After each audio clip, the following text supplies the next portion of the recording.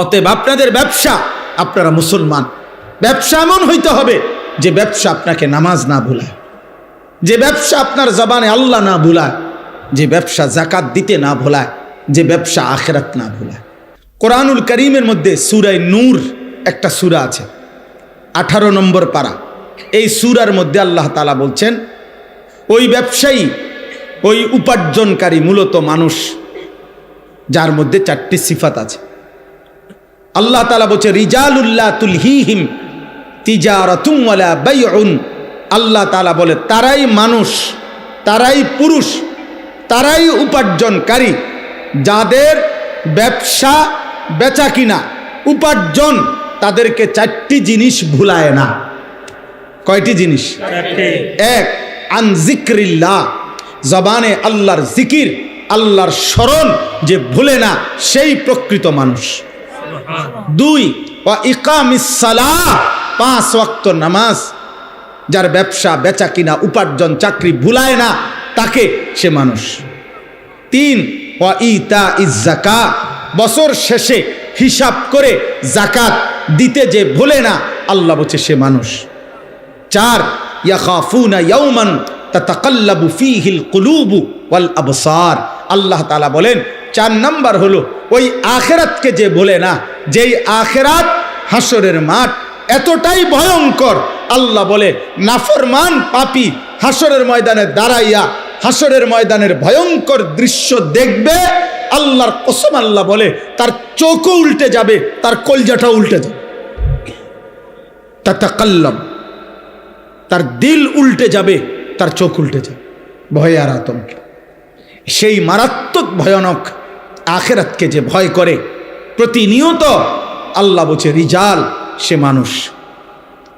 অতএব আপনাদের ব্যবসা, আপনারা মুসলমান, ব্যবসা এমন হইতে হবে যে ব্যবসা আপনাকে নামাজ না ভুলায়, যে ব্যবসা আপনার জবানে আল্লাহ না ভুলায়, যে ব্যবসা যাকাত দিতে না ভুলায়, যে ব্যবসা আখিরাত না ভুলায়।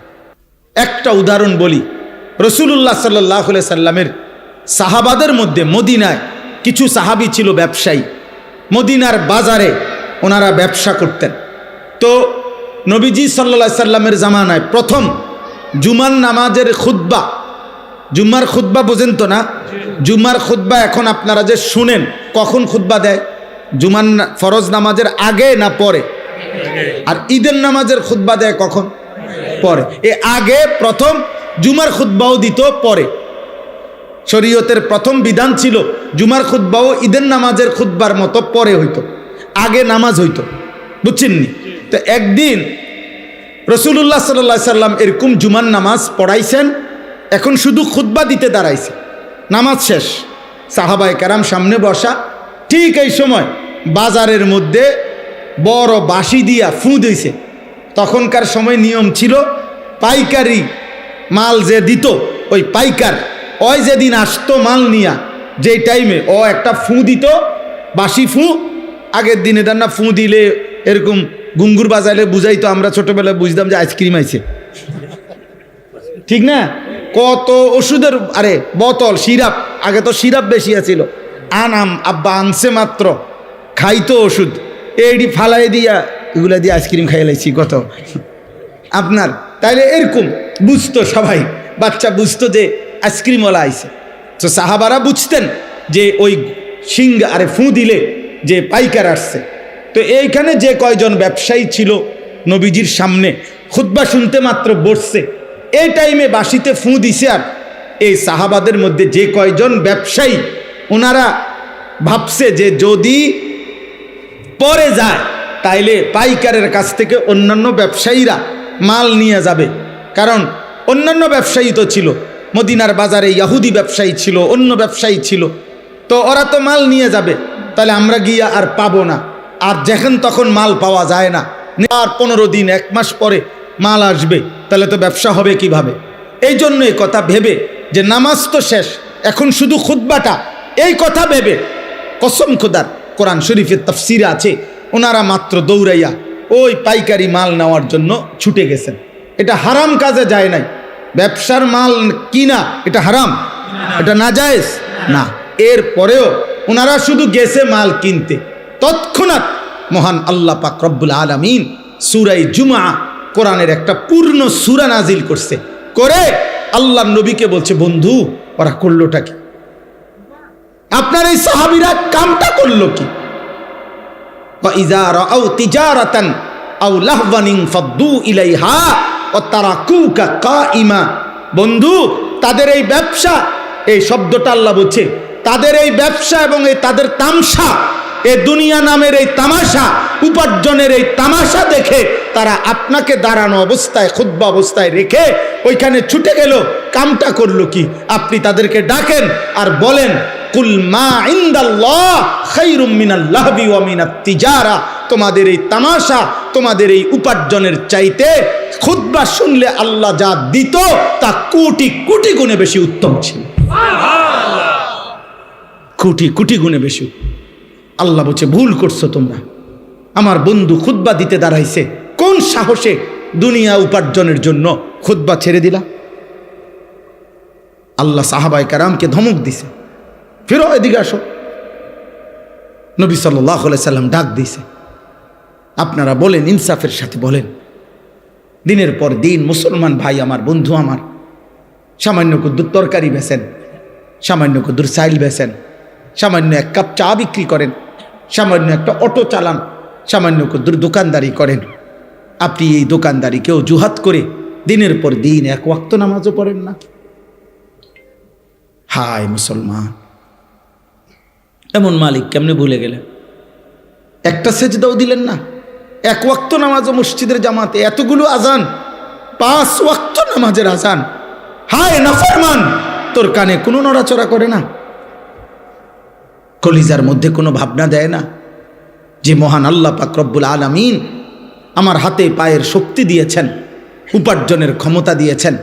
কোরআন শরীফে স্পষ্ট আছে, আল্লাহ তাআলা বলেন, প্রতিটা রাত আমি আল্লাহ ভোর বানাই, আলোকিত করে দেই, দিনটা বানাই আমি আল্লাহ। কেন? ওয়াজআলনান নাহারা মাআশা মাআশা। কসম খোদার, আল্লাহ বলে, বান্দা, প্রত্যেকটা রাত ভেদ করে অন্ধকারের কালো চাদর সরিয়ে আমি আলোকিত একটা দিন এনে দেই তোমার জন্য, মাআশা, উপার্জনের জন্য, রোজগারের জন্য রোজগার। আমার বান্দা কামাই করবে, আমার বান্দা উপার্জন করবে, অন্ধকারে পারবে না। আমি আল্লাহ আলো না দিলে আমার বান্দা উপার্জন করবে কেমনে? মালিক বলে, ফেরেশতা অন্ধকার সরিয়ে দাও, আলোকিত ভোর এনে দাও, আমার বান্দা উপার্জন করতে যাইবে। যে মালিক আলোকিত ভোর দিলেন, আলোকিত দিন দিলেন রোজগারের জন্য, তুমি নাফরমান, সেই মালিককে একটা সেজদা দিলা না। আহা মুসলমান, হায় মুসলমান, হায় মুসলমান, হায় মুসলমান। 12 তারিখ যেই নির্বাচিত হোক, যেই নির্বাচিত হোক, কারো হাতে, আপনাদের কিংবা আমাদের একটা জনগণেরও কোনো ভাগ্য 12 তারিখের নির্বাচিত কারো হাতে না, আরশে আজিমের মালিক আল্লাহর হাতে বেটা। 11 তারিখ যার হাতে, 12 তারিখ তার হাতে, 13 তারিখও তার হাতে। এমন মালিক ভুলে গেলেন কেন? এমন মালিক ভুলে গেলেন কেন? হ্যাঁ, 12 তারিখ পৃথিবীর শেষ নির্বাচন, বাংলাদেশের শেষ নির্বাচন। 12 তারিখ ইসরাফিল ফু দিবে, তাইলে এই আব্বা, আল্লাহ কোথায়? নামাজ কোথায়? সেজদা কোথায়? যুবক ভাই বল, বেটা, এমন সুন্দর শক্ত সামর্থ্য যৌবন, পুরা শরীর সুস্থ তোর বেটা। সেদিন এক বেটা আমারে দাঁড়ায় আছে, একটা বাচ্চা নিয়া, একটা লোক তার বাচ্চাটা এরকম ভর দিয়া দাঁড়ায় আছে। আমি তারে দেখা, আমারে দেখা লোকটা কাঁদা দিছে। আমি কাছে গিয়ে বললাম, কি হয়েছে ভাই, আপনি কাঁদলেন কেন? হুজুর, আমার এই বাচ্চাটার লাগে একটু দোয়া করেন। আমি বললাম, কি হয়েছে বাচ্চা? কয়, হুজুর, বাচ্চাটার আজকে 16 বছর, প্রতিবন্ধী, ও দাঁড়াইতে পারে না, কথা বলতে পারে না। তো বলতেছে, কদুর, আমি আজকে 16টা বছর এই বাচ্চাটারে কোলে করে আমার জীবনটা আমি চালাইতেছি। আমার বিবি অসুস্থ, প্রতিনিয়ত তারে ডাক্তার দেখাইতে হয় এই বাচ্চাটারে পালতে গিয়া। 16 বছর পর্যন্ত যে বাচ্চাটা একটা কদম ফেলতে পারে না, দাঁড়াইতে পারে না, সেই মালিক তোমারে প্রতিদিন দাঁড়াইবার ক্ষমতা দিয়েছেন। এমন মালিকরে কেমনে সেজদা দিবা না? আমাকে এরশাদ ভাইয়ের একটা বাচ্চা ছিল না, আমি বহুদিন বলছিলাম এরশাদ মিয়া তোমার এই বাচ্চা, তোমারে আল্লাহ বরকত দিবে, তুমি তারে আগলাইয়া রাখো।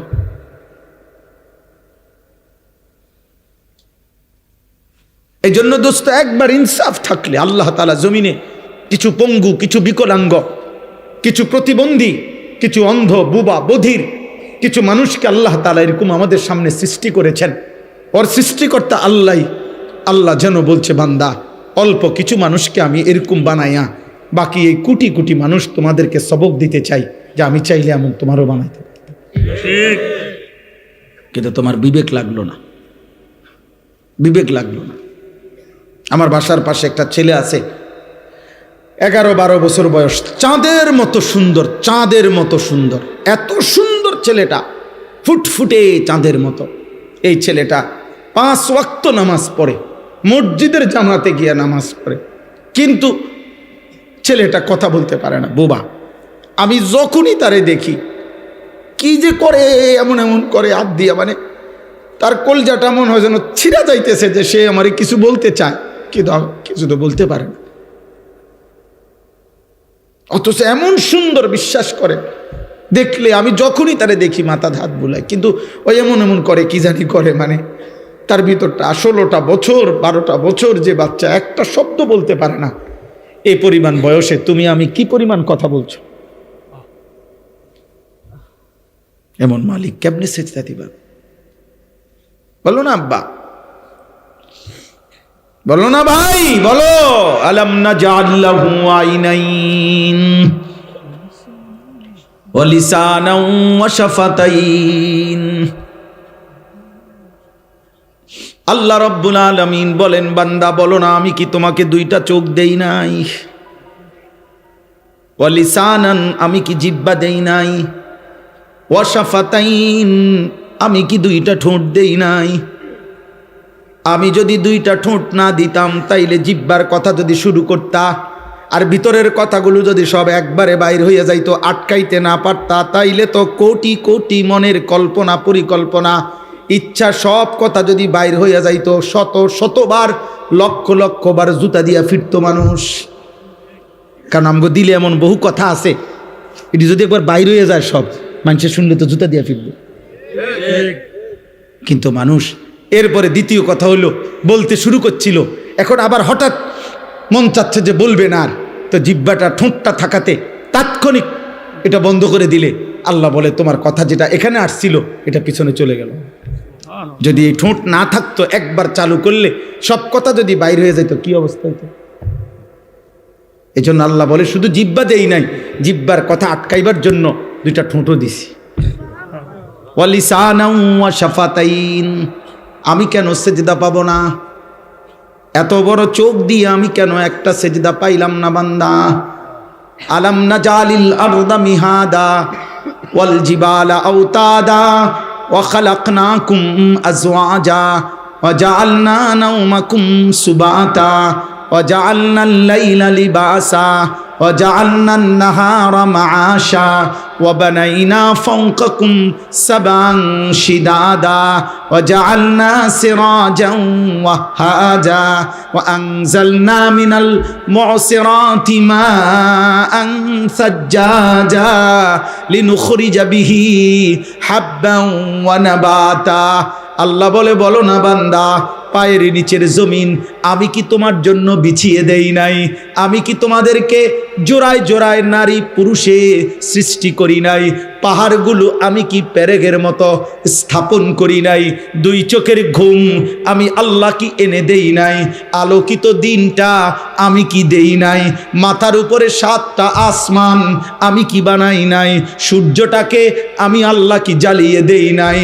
আসমান থেকে বৃষ্টি আমি আল্লাহ কি নামাই নাই? জমিন থেকে ফসল আমি কি উৎপন্ন করি নাই? আমি কি এত কিছুর বিনিময়ে একটা সেজদা পাবো না? এই নাফরমান, বেনামাজি নাফরমান, তুই এখন উঠা যা, যা বেটা এখান থেকে, বেটা তোর মতো অকৃতজ্ঞ, বেয়াদব, অসভ্য, হাইওয়ান বেটা, মানুষ নামের কলঙ্ক বেটা। মনে রাখিস বেটা, যার কপালে সেজদা নাই তোর চাইতে বেয়াদব আসমানের নিচে জমিনের উপরে কোনো জানোয়ারও হয় না বেটা। কোন জানোয়ার এত বড় খারাপ না। কোন কুত্তারে জিজ্ঞাসা করিস, কুত্তা, যে কুত্তা তুই সেজদা দেস না কেন, কুত্তা তোরে পাল্টা বলবে আমারে আল্লাহ সেজদা দিতে বলে নাই না ফরমান, এই জন্য আমি কুত্তা সেজদা দেই না। তোকে আল্লাহ 5 বার আজান দিয়া সেজদা দিতে বলছে, তুই একটা সেজদা দেস না, তুই আমি কুত্তার চাইতে খারাপ বেটা। এই জন্য বুজুর্গানে দিন বলে, ফজরের নামাজ যে পড়ে না, ভোরের কুত্তা আল্লাহর কাছে বলে, আল্লাহ কোন বেনামাজিরে যেন প্রথম নজর আমি কুত্তা না দেখি। তোরে কুত্তা ঘৃণা করে। ভাত খায় বেড়া, হ্যাঁ ভাগ্য ভালো ভাত খায়। হুজুর ভাগ্য আল্লাহ দিছে ভাত কতরি। হ্যাঁ আল্লাহ দিছে, আমার 3 ফুট বিদেশ, আপনি 3 ফুট একেবারে বিদেশে আপনার আলগি দিয়া লাইছে। আমরা জানি না, আমরা জানি না কার সংসারের কি হালাত। হ্যাঁ, কার সংসারের কি হালাত আমরা জানি না। ফুট 3 যা বিদেশ, অন্য কিস্তি লন কেন? কথা বলেন না কেন? হ্যাঁ হ্যাঁ, 90,000 টাকা মাসে কামাই, অহনো কিস্তি 4 টাকা। হারামখোর, কোনোদিনও কিস্তি শেষ হবে না বেটা। আল্লাহর নাফরমান, তোর অভাব কোনোদিন যাবে না বেটা।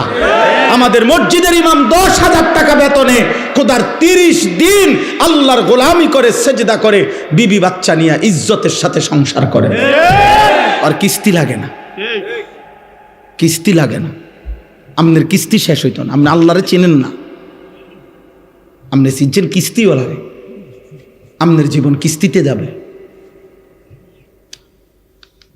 অতএব মানুষ হওয়া চাই, মানুষ ইনসান হওয়া চাই। আজকে রাত্রে নিয়ত করো, আজ রাত থেকে প্রিয় যুবক, প্রিয় কিশোর, আমি আমার সবটুকু কলিজা দিয়া বলতে চাই, মুসলমানের সন্তান নামাজ পড়ো, বলো ইনশাআল্লাহ। ফজরের নামাজ পড়ো ইনশাআল্লাহ। ফজর বিহীন একটা বিবেকের কাছে আমি আনিসুর রহমান প্রশ্ন করলাম তোমার কাছে, ফজর বিহীন মোমেন তোমার জীবন কাটবে আর কতদিন? সেই ছোট্টবেলায় পড়ছি আমরা, ছোট্টবেলায় প্রাইমারি স্কুলে কবি নজরুলের কবিতা, আমরা যদি না জাগি মা কেমনে সকাল হবে। বাহ, কি বলে গেছেন, আমরা যদি না জাগি মা কেমনে সকাল, কেমনে সকাল। এক বুজুর্গ বলছিলেন যে ভোরের পাখি যদি তোমার আগে জেগে যায়, মনে রেখো তুমি ব্যর্থ, তুমি ব্যর্থ। ফজরের নামাজ প্রচন্ড পাওয়ারফুল নামাজ। ফজরের নামাজ মোমেনের নামাজ। ফজরের নামাজে মোমেন আর মুনাফিক পার্থক্য হয়। আল্লাহ রাসূল সাল্লাল্লাহু আলাইহি ওয়াসাল্লাম, নবীজির সমস্ত সাহাবারা ওনারা বিশ্বাস করতেন, ফজরের নামাজে যাদেরকে অনুপস্থিত দেখতেন ওনারা তাদের ঈমানের ব্যাপারে সন্দেহ করতেন, মুনাফিক ভাবতেন। কসম খোদার, হযরত আব্দুল্লাহ ইবনে ওমর বলছে, আমরা নবীজির জামানায় ফজরের নামাজে অনুপস্থিত দেখলে তাকে মুনাফিক ভাবতাম, সাফ মনে করতাম সেটা মুনাফিক। আল্লাহ আমাকে তৌফিক দান করেন, আল্লাহ আমাদেরকে কবুল করে নেন। প্রিয় ভাই, প্রিয় নওজওয়ান, আখিরাত ভুলবে না ভাই, আখিরাত ভুলবে না, আখিরাত ভুলবে না, কবর ভুলো না ভাই। তোমার আমার মৃত্যুই সমাধান, তোমার আমার আখিরাতই চূড়ান্ত গন্তব্য। আমাকেও যেতে হবে, আমাদের সবাইকেই যেতে হবে। অতএব আজকে এই রাত গভীরে আমি আমার কথাটা বললাম। আমরা প্রত্যেকটা ব্যবসায়ী, আপনারা যারা ব্যবসায়ী, আপনাদের কাছে অনুরোধ, আল্লাহ নবী সাল্লাল্লাহু আলাইহি সাল্লাম ব্যবসার জন্য প্রচণ্ড উৎসাহিত করেছেন। নবীজি বলছেন, তিসআতু আশারির রিজক ফিত তিজারা। নবীজি বলছে ব্যবসার মধ্যে রিজিকের 10 ভাগের 9 ভাগ, হাদিসের রিজিকের 10 ভাগের 9 ভাগ কোথায়? ব্যবসায়। ব্যবসা নবীজি সাল্লাল্লাহু আলাইহি ওয়াসাল্লাম, আল্লাহর নবী বলছেন, আত-তাজিরুস সাদুকুল আমিন মা'আন নাবিয়্যিন ওয়াস সিদ্দিকিন ওয়াস শুহাদা ওয়াস সালিহিন। বাহ, নবীজি সাল্লাল্লাহু আলাইহি ওয়াসাল্লাম বলেন, যেই ব্যবসায়ীর 2টা গুণ থাকবে, 1 আস-সাদুক, সর্বদা সত্য বলে, পরিচিত অপরিচিত, চেনা জানা অচেনা সবার কাছে সত্য বলে। 2 আল আমিন, যে নিশ্চিন্তে, জাফানি কইছে তো জাফানি, চায়না কইছে তো চায়না, মানে যেই কোনো কাস্টমার তার কাছে নিশ্চিন্তে বিশ্বস্ততা পায়, মানে মাল যেটা কইছে এইটাই। সাবধান কিন্তু কইলাম, প্লাস্টিক এই কইলাম আকিস কই আরএফএল কই আকিস দিল তো না।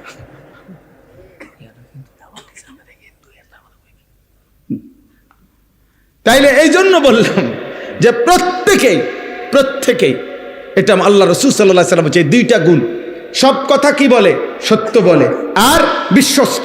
কাস্টমার আমাদের আপনার কুমিল্লা ক্যান্টনমেন্ট ময়নামতি সাবের বাজার একটা ওষুধের দোকান আছে, কদ্দুর জায়গা ওষুধের দোকানটা জায়গা কম, কিন্তু আমার মনে তারা যদি 24 ঘন্টা না 48 ঘন্টাও খোলা রাখে, এটার মধ্যে কাস্টমার, মানুষের আস্থা। আমি ইন্ডিয়া দিল্লিতে ডাক্তার দেখাইছি, দিল্লির প্রেসক্রিপশন নিয়ে এই সাবের বাজারে ওষুধ নিয়েছি। হ্যাঁ বুঝছেন না আরশাদ ভাই, সাবের বাজারে এসে ওষুধ নিয়েছি, এই ইন্ডিয়ার ওষুধ ডাক্তার। আমার আস্থা যে এখানে আছে, এবং আমার আস্থা ওই ঠকাবে না। রাত বিরাতে যে সময় যায়, এই যে আস্থা, নির্ভরতা, বিশ্বস্ততা, আল্লাহ রসুল বলছে যে ব্যবসায়ীর মধ্যে এইটা থাকে, নবী ওয়াদা দিছে আল্লাহ তাআলা তাকে কিয়ামতের দিন নবী, সিদ্দিক, শহীদ, আল্লাহর নেক আউলিয়া কেরামের সাথে জান্নাতে তুলে দিবে, হাসরের ময়দানে দাঁড় করায়। হ্যাঁ, অতএব আমি আপনাদেরকে মনে করাইলাম, আল্লাহ নবী সাল্লাল্লাহু আলাইহি ওয়াসাল্লাম হাদিসের মধ্যে পরিষ্কার নবীজি বলছেন যে এমন কোন নবী নাই, প্রত্যেক নবী উপার্জনের জন্য মেহনত করছে। উপার্জন, আল্লাহ রাসূল সাল্লাল্লাহু আলাইহি সাল্লামকে জিজ্ঞেস করছে আইয়ুল কাসবে আতিয়াব, উপার্জনের মধ্যে কোনটা সবচেয়ে পবিত্র? নবীজি সাল্লাল্লাহু আলাইহি সাল্লাম বলছে আমালুর রাজুলে বিয়াদিহি, ব্যক্তি তার হাতে কষ্ট করে যা রোজগার করে তা সর্বোত্তম। ওয়াকুল্লু বাইইন মাবরুর, এবং প্রত্যেক হালাল ব্যবসা সর্বোত্তম। হাদিস কয়টা শুনবেন আপনি? কোরআন থেকে শুনবেন কয়টা? রাসূলুল্লাহ সাল্লাল্লাহু আলাইহি সাল্লামের হাদিস শুনবেন। আল্লাহ তাআলা আপনাদের প্রত্যেককে বরকত দান করেন। তাহলে আমার দ্বিতীয় প্রসঙ্গ ছিল এটা, যে আমি ব্যবসায়ী ভাই আপনাদের অনেক, আমার এরশাদ ভাই সহ কেডা কেডা জানি কইল এই মাহফিলের ডেটটার জন্য অনেক। আচ্ছা, হ্যাঁ মাশাআল্লাহ, আল্লাহ তাকে ঈমান দান করেন। জি জি জি। তো খুব বেশি আবদার করছে, বারবার বিরক্ত করছে, আমি কোনোভাবে মিলাইতে পারি নাই। যাক আলহামদুলিল্লাহ, দূর আল্লাহ আসবার তৌফিক দান করছেন, আল্লাহ তাআলা সকলকে কবুল করেন। তাহলে আমার বলার উদ্দেশ্য হলো যে আপনাদের ব্যবসায়ী ভাইদের কাছে আমার অনুরোধ, ব্যবসায়ী ভাইরা দয়া করে প্রত্যেকেই হিম্মত করে যান। যে আমার একজন আপনজন আছে, আমার একজন দুলা ভাই, আলহামদুলিল্লাহ কম পক্ষে 27 থেকে 29 বছর বাজারের বড় ব্যবসায়ী, এবং বাজার ব্যবসায়ী সমিতির সভাপতি হয়েছে কয়েকবার। 7টা দোকান একসাথে চোখের সামনে, এখানে একটা, এদের সামনে 6টা, মার্কেট আছে, অনেক বড় ব্যবসায়ী। কিন্তু পুরা মহল্লা, পুরা বাজারের ব্যবসায়ী সকলেই সাক্ষ্য দিছে। আমি নিজে বহুবার জিজ্ঞাসা করছি যে 27 বছরের ভিতরে উনি বলছে আমার জীবনে কোনোদিন জামাত ফৌত হয়েছে এমন কথা আমার মনে হয় না, কসম খোদা। উনি বলছে, উনি এখনো বাইচা আছে। নামাজের জামাত, নামাজ না শুধু জামাত ফৌত হয়েছে, ছুটে গেছে, আমার এমন মনে হয় না। কিভাবে সম্ভব? এই উনার জিঙ্গান আপনি কিভাবে সম্ভব? আপনি যদি লাগে আমি মোবাইল নাম্বার দিব, আমি তো এনে আই সবসময় কোম্পানিগঞ্জ, তো আমগই বাজার, আমি তো এনে বিভিন্নখানেই বসি আইসা। অতএব আমরা প্রত্যেককে আপনাদের কাছে অনুরোধ, আল্লাহ তাআলা আপনাদের প্রত্যেককে আখিরাতের ফিকির দান করুন। ঈমান আমাদের শ্রেষ্ঠতম সম্পদ, কালিমা আমাদের শ্রেষ্ঠতম সম্পদ। আল্লাহ যার রব, মুহাম্মদ সাল্লাল্লাহু আলাইহি সাল্লাম যার রাসূল, ইসলাম যার ধর্ম, কোরআন যার কিতাব, খোদার কসম এই কায়নাতের সর্বশ্রেষ্ঠ নিয়ামত আল্লাহ তাকেই দান করেছেন। দুনিয়া লক্ষবার পাওয়ার চাইতো কালেমা লা ইলাহা ইল্লাল্লাহ মুহাম্মাদুর রাসূলুল্লাহ, এই কালেমার কোটি কোটি গুণ দাম বেশি, কোটি কোটি। দুনিয়া 1000 বার না, আপনি দুনিয়া 100 বার পাইলেও দুনিয়া ছেড়ে দিতে হবে, ছাড়তে হবে কিনা? তো তাইলে আর এতবার পাইয়া লাভ কি? দুনিয়ায় মজার কিছু নাই, দুনিয়া উপভোগের কিছু নাই, দুনিয়া তৃপ্ত হওয়ার জায়গা নাই। কারণ আমি সেই আনিস 24 ঘন্টা আমার পাশে মৃত্যু তাড়া করে, অ্যাক্সিডেন্ট তাড়া করে, অসুস্থতা তাড়া করে।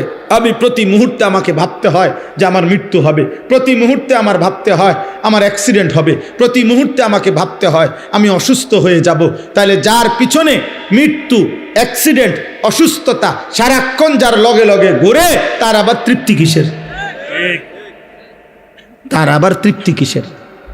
তার আবার খুব বেশি আনন্দ কিসের? কোন রকম পারে না। কিন্তু জান্নাত, আল্লাহ তাআলা বলছে লা ফিহা গাউলুন, সুবহানাল্লাহ। আল্লাহ বলছে জান্নাতে বান্দা ঢুকবা, জান্নাতে এক সেকেন্ডের জন্য একটু মাথা ব্যথাও হবে না, মাথা ব্যথা।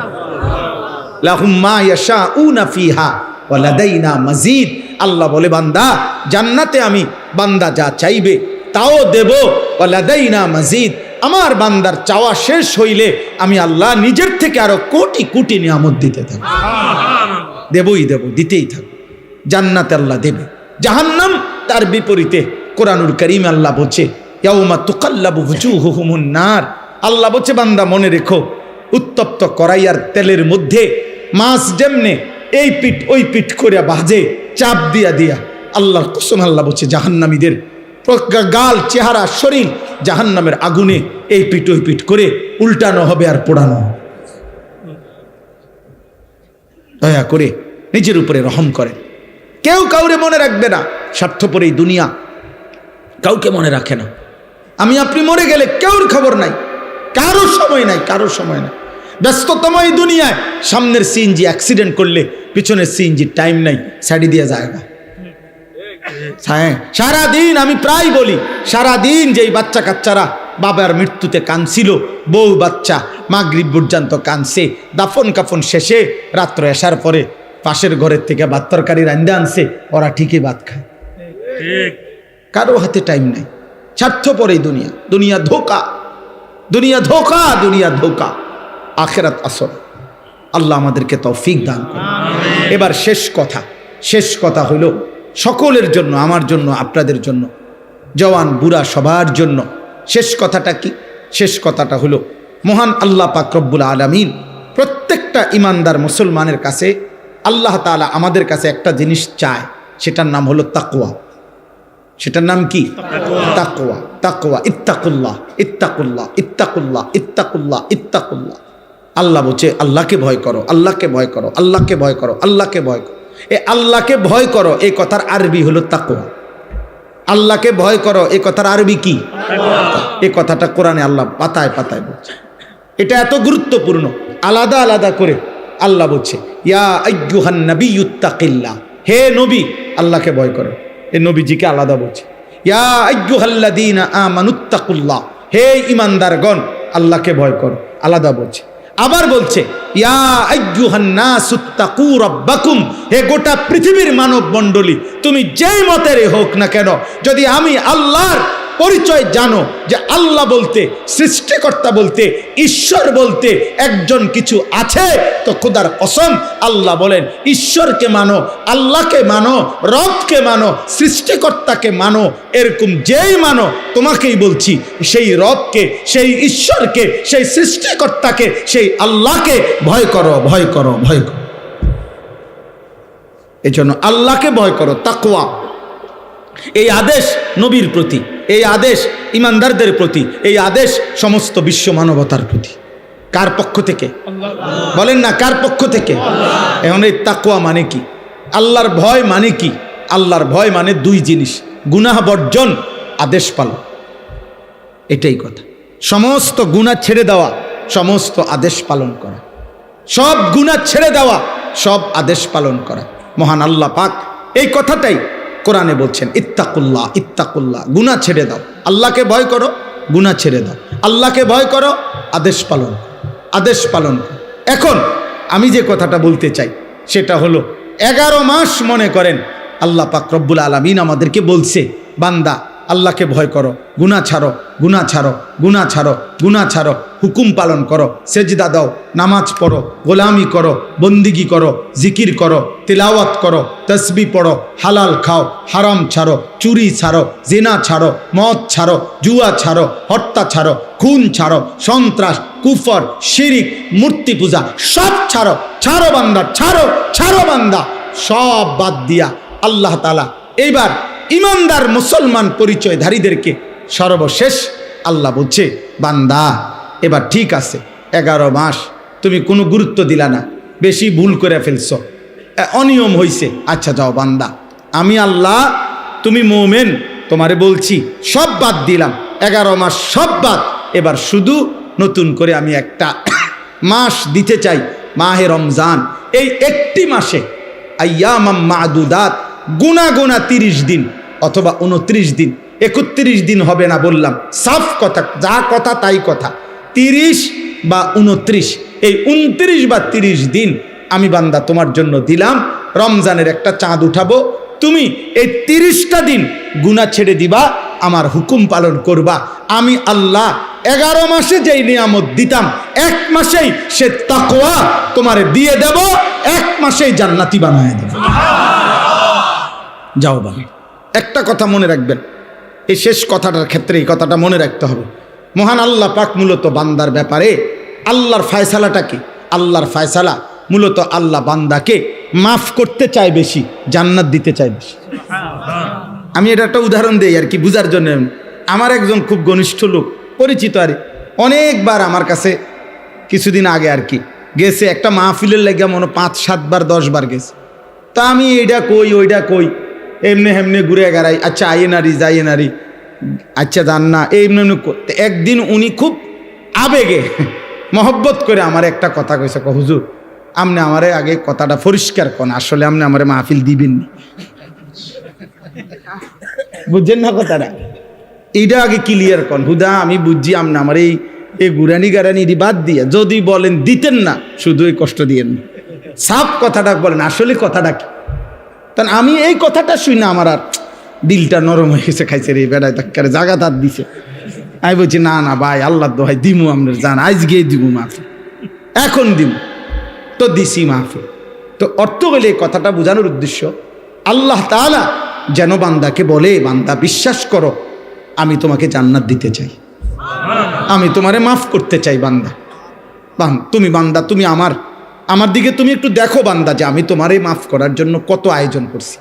তোমারে মাফ করার জন্য আমি শবে বরাত 1 রাত সাজাইছি, 1 রাতে কোটি কোটি মাফ করি। তোমারে মাফ করার জন্য আমি শবে কদর 1 রাতে আমি আল্লাহ তাআলা 1000 মাসের রাত্রির চাইতে বেশি মাফ করে থাকি। তোমারে আমি আল্লাহ মাফ করার জন্য এত বড় শ্রেষ্ঠতম রমজান মাস দিয়েছি, যার মিনিট মিনিট সেকেন্ড সেকেন্ড হীরা মণি মুক্তা মানিকের মতো আমি আল্লাহ সেজদা দিবা একটা, আমার ফেরেশতা লিখবে 70টা। আমি আল্লাহ রহমত দিয়া সাজাইছি, মাগফিরাত দিয়া সাজাইছি, জাহান্নাম থেকে নাজাত দিয়া সাজাইছি। আমি আল্লাহ বৃহস্পতিবার দিবাগত রাতে গুনাহ মাফ করে থাকি। প্রত্যেক দিন তাহাজ্জুদ নামাজের ওয়াক্তে গভীর রাতে কোটি কোটি বান্দা আমি মাফ করি। তাহলে মাফ করার জন্য প্রতিদিন রাত্রে ঠিক করছি, বৃহস্পতিবার রাত্রে ঠিক করছি, শবে বরাত ঠিক করছি, শবে কদর ঠিক করছি, পুরাটা রমজান ঠিক করছি। এছাড়াও বান্দা 90 বছরের গুনাহ নিয়েও যদি কেউ আসে, আমি আমার বন্ধুকে বলছি, বন্ধু যদি সে সত্যিকার তওবা করে আমি একসাথে মাফ করে দেব। আসমান পরিমাণ গুনাহ নিয়ে আসলে মাফ করে দেব, পাহাড় পরিমাণ গুনাহ নিয়ে আসলে মাফ করে দেব, জমিনের বালুকণা পরিমাণ গুনাহ নিয়ে আসলে আমি মাফ করে দেব। তুমি এরপরে বলো বান্দা, আমি যদি তোমাকে জান্নাত দিতে চাইছি বলে কতভাবে আয়োজন করলাম, আমি আর কি বললে, আর কত সুযোগ দিলে তুমি জাহান্নাম থেকে মুক্তি পাইবা। আমি যদি বলি যে তাকে ভাই তোকে আমি আর কতবার বললে তুমি আমার কথাটা শুনবা। কোরআন শরীফে একটা আয়াত আছে, সাংঘাতিক কলিজা ছেঁড়া আয়াত, আমার এটা বেশি মনে হয়, আমি অনেকবার বলছি। কোরআনুল কারীমের সূরা মুরসালাতের মধ্যে আল্লাহ তাআলা 10 বার, এক সূরার মধ্যে 10 বার আল্লাহ একটা কথা বলছে, ওয়াইলুন ইয়াউমাইযিল লিল মুকাদ্দিবিন।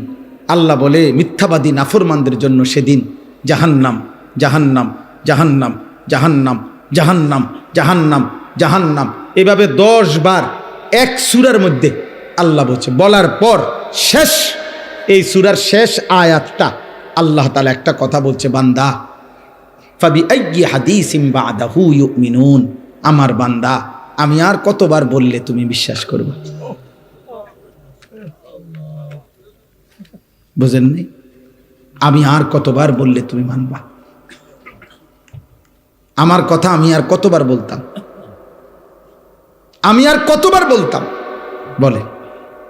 এই জন্য ভাইয়া ভেবে দেখেন, ইনসাফ করে দেখেন। তাইলে বললাম এই জন্য এ কথার মূলনীতি কি? তাইলে মূলনীতি হলো আল্লাহ মাফ করতে চায়। আল্লাহ কি করতে চায়? আল্লাহ ক্ষমা করতে চায়, আল্লাহ জান্নাত দিতে চায়, মাফ করতে চায় মূলত। এই জন্য ইনশাআল্লাহ এই রমজানকে সামনে রেখে নিজেদের পেছনের জিন্দিগি ঝেড়ে মুছে আল্লাহ তাআলার এই সুযোগকে সামনে রেখে চলেন। আজকের এই রাত গভীরে আমরা এই কথা নিয়ত করি যে আমার গুনাহ যতই হোক আমার আল্লাহ মাফ করবে। মাফ করবে কিনা বলেন? আমার খুলনার হজরত আরেফ বিল্লাহ হজরত মাওলানা মুফতি নুরুল আমিন সাহেব হজরত এটা সবসময় বলে, গুনাহ যতই হোক তওবা করুন। গুনাহ যতই হোক কি করুন? তওবা। এই জন্য কিশোর ভাই, যুবক ভাই, ব্যবসায়ী ভাই, বাবা, চাচা, পর্দার আড়ালের মা বোন, প্রত্যেককে বলি ভাইয়া, প্রত্যেকটা ইমানদার, চলেন আমরা আরেকবার ঘুরে দাঁড়াই আর মনে মনে এটা ভাবি যে ইনশাআল্লাহ আল্লাহ আমারে মাফ করবে। আল্লাহর কাছে পিছনের জিন্দিগির গুনাহ থেকে মাফ চেয়ে নতুন করে নতুন উদ্যমে আখিরাতের ফিকিরে নামাজ, রোজা, বন্দিগি, হালাল হারামের পাবন্দি আমরা করব ইনশাআল্লাহ। বলেন ইনশাআল্লাহ। কিশোর ভাই, যুবক ভাই, তোমাদের 30 বছরের নিচে যাদের বয়স, তোমরা একটু হাত উঠাও, হাত উঠাও। মাশাআল্লাহ, আল্লাহ তোমাদেরকে কবুল করেন। হাত নামো। তোমাদের কাছে আমার 2টা ওসিয়ত, আমার কলিজার 2টা আবেগ। একটা হলো তুমি সর্বোচ্চ, তুমি শক্ত সামর্থ্য যুবক, তোমার রোগ ব্যাধি কম, তুমি সুস্থ সবল, তুমি হিম্মত করে এলাম দিয়া পারো, যেমনে পারো তুমি ফজরের নামাজ পড়ো। আমি আবদার করলাম, আব্বা তোমারে বললাম আমি, তোমরা যদি নিয়ত করতে পারো, আলহামদুলিল্লাহ সারা বাংলাদেশে আলহামদুলিল্লাহ আমরা আজকে জানছি যে ইউরোপে পর্যন্ত বাংলা ভাষাভাষী মুসলমান এবং বাংলাদেশে ব্যাপকভাবে সর্বত্র কিশোর যুবক ছেলেরা আলহামদুলিল্লাহ ফজরের নামাজে মুসল্লি বৃদ্ধির জন্য ফজর ক্যাম্পেইন, ফজরের প্রচারণা আলহামদুলিল্লাহ ব্যাপকভাবে কাজ করছে। সারা বাংলাদেশে ফজরের নামাজের মুসল্লি বাড়াবার জন্য কিশোর যুবকদের সর্বাত্মক মেহনত চলতেছে আলহামদুলিল্লাহ। আলহামদুলিল্লাহ। একেবারে আমেরিকার একটি প্রদেশ আছে মিশিগান, ওইখান থেকে যুবক, বাংলা ভাষী যুবক জানাইছে, হুজুর আমরা ওইখানেও ফজরের ক্যাম্পেইনের কাজ করছি। আলহামদুলিল্লাহ, আলহামদুলিল্লাহ, আলহামদুলিল্লাহ। আমাদের একটা সবচেয়ে আমাদের মহব্বতের একটি উপজেলা চট্টগ্রাম সন্দ্বীপ উপজেলায় 13টা ইউনিয়ন, একটি উপজেলায় 13টি ইউনিয়নে গত 15ই জানুয়ারি, এই মাসের 15ই জানুয়ারি 14 তারিখ আমি সেখানে ছিলাম। 15ই জানুয়ারি বাদ ফজর সকাল 6টায় ফজরের জামাত, ওই অঞ্চলের পুরো উপজেলার সবচেয়ে বড় হাই স্কুল মাঠ বদিউজ্জামান হাই স্কুল মাঠে আমরা মাহফিল দিছিলাম, ফজর ক্যাম্পেইনের মাহফিল। পুরা সন্দ্বীপের 13 ইউনিয়নের কিশোর যুবক ছেলেরা যারা ফজর পড়ে তাদেরকে দাওয়াত দেওয়া হয়েছিল। ওইখানকার ছেলেরা উদ্যোগ নিয়ে ফজরের পরে বয়ান। আলহামদুলিল্লাহ আমি নিজে 13টা ইউনিয়নের নাম ধরে ধরে হাজিরা ডাকছি। আল্লাহর কসম 13 ইউনিয়নের আলাদা আলাদা কিশোর যুবক ফজরের মুসল্লি হাত উঠাইছে। 13টা ইউনিয়ন, পুরা মাঠ, হাই স্কুলের মাঠ পুরা। ফজর বাদ বয়ান করছি 2-2.5 ঘন্টা। আলহামদুলিল্লাহ, আলহামদুলিল্লাহ। এজন্য ফজরের নামাজ পড়ো, বলো ইনশাআল্লাহ। 2 নাম্বার, চোখের হেফাজত করো, নারী দেখো না, অশ্লীল ছবি দেখো না, মোবাইলের আসক্ত হয়ে এমন সুন্দর কর্মের উদ্দীপনাময় শরীর, স্বাস্থ্য, যৌবন, আব্বা নারী দেখতে দেখতে, অশ্লীল ছবি দেখতে দেখতে, মোবাইলের নাচ গান দেখতে দেখতে একটি সুন্দর জীবন, একটা সুন্দর হায়াত নষ্ট করে দিও, নষ্ট করে দিও। তুমি নষ্ট হয়ে গেলে এই পৃথিবীতে কেউ ফিরে তাকাবে না। ব্যর্থ মানুষের দিকে কেউ তাকায়, ব্যর্থ ফালতু লোকের দিকে কেউ তাকায়। আমার জীবনের চেষ্টা এটা, এই আমাদের সবাই জানে, আমার সাথে যারা সম্পৃক্ত করি, আমার জিন্দিগির এটা মেহনত যে কিশোর যুবকরা আল্লাহর দিকে ফিরবে, মুসলমানের কিশোর যুবক নওজোয়ান আল্লাহমুখী হবে। আমি গত বছর 2025 সালে আমাদের মাদ্রাসা যে কুমিল্লা ক্যান্টনমেন্ট ময়নামতিতে প্রায় 500 স্কুল কলেজ ইউনিভার্সিটির যুবক 6 দিনে প্রতিদিন 11 ঘন্টা করে আমরা স্কুল কলেজের ছেলেদেরকে অজু, নামাজ, সূরা, কেরাত, দোয়া, কালাম শিখাইছি। আলহামদুলিল্লাহ, এই আজকেও দেখছি, এই পর্যন্ত যত জায়গায় এই ছেলেদেরকে আমরা পরে দেখছি, প্রত্যেকের ব্যাপারে খবর পাইছি যে ওরা 5 ওয়াক্ত নামাজ পড়ে। আলহামদুলিল্লাহ। এই জন্য ভাই আমার ফিকির এটা, আমি আমার মাদ্রাসায় 118 শতক জায়গা, প্রায় 2,62,00,000 টাকা জায়গার দাম, মাটির দাম, আমি জায়গা কিনছি একটা বড় এরিয়া, 118 শতক জায়গা। এই জায়গায় 2টা আলাদা প্রতিষ্ঠান করতে চাচ্ছি, একটা বাচ্চাদের মাদ্রাসা, আরেকটা হলো এই সর্বস্তরের কিশোর, যুবক, নওজোয়ান, স্কুল, কলেজ, ইউনিভার্সিটি পড়ুয়া এবং অন্য বয়সী যেই কোনো মুসলমান বছরের যেই কোনো দিন যেটুকু সময় যার হাতে আছে এতটুকু সময় নিয়ে সে আসবে, দিন শিখবে। এই এখনো চট্টগ্রামের প্রায় 6 জন ছেলে আমাদের মাদ্রাসায় আছে, ওরা এই 3 দিনের জন্য আসছে, বলছে যে হুজুর আমরা অজু, নামাজ, সূরা, কেরাত শিখতে আসছি, আগামীকালকে তারা আবার চলে যাবে। যেটুকু সময় হোক, যার 3 দিন, 1 দিন, 2 দিন, আপনাদের কাছে আহ্বান জানাইলাম, আপনাদের কাছে অনুরোধ জানাইলাম, এই কাগজটা, এটা আমার মাদ্রাসার একটা কাগজ, এই কাগজটা আপনাদের কাছে আমি দিলাম।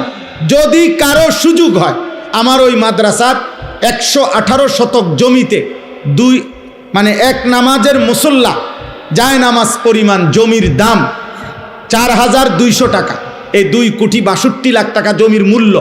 আপনাদের কাছে আবেদন, যদি কেউ পারেন, যেদিন পারেন ওই দিন, অর্থাৎ এখানে বিকাশ নাম্বার আছে, ব্যাংক অ্যাকাউন্ট নাম্বার আছে, আমার পরিচিত অনেক মানুষ আছে, কারো না কারো মাধ্যমে আপনারা যদি কেউ পারেন